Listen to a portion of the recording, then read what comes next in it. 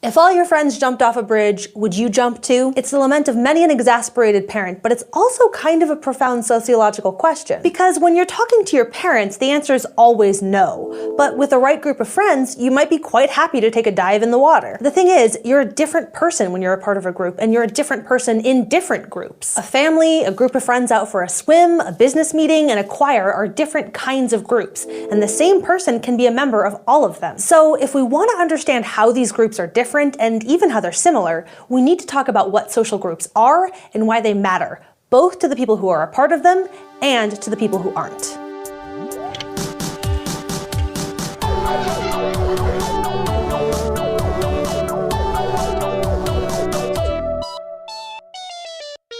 The choir, the meeting, the friends, and the family are all examples of social groups. A social group is simply a collection of people who have something in common and who believe that what they have in common is significant. In other words, a group is partly defined by the fact that its members feel like they're part of a group. This is obviously a pretty broad definition, but it does have its limits, and you can see these limits if you compare social groups to aggregates and categories. An aggregate is a set of individuals who happen to be in the same place at the same time. All the people passing through Grand Central Station at 1 o'clock on a Friday afternoon are an aggregate, but they aren't a group because they don't share a sense of belonging. Categories, meanwhile, consist of one particular kind of person across time and space. They're sets of people who share similar characteristics.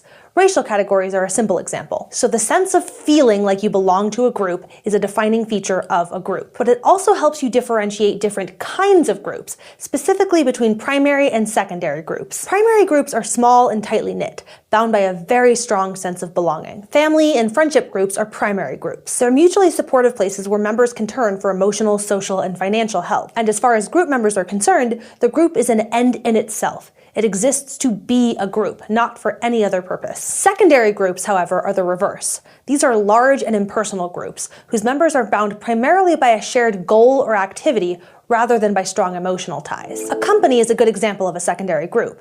Employees are often loosely or formally connected to one another through their jobs, and they tend to know little about each other, so there's a sense of belonging there, but it's much more limited. That's not to say that coworkers never have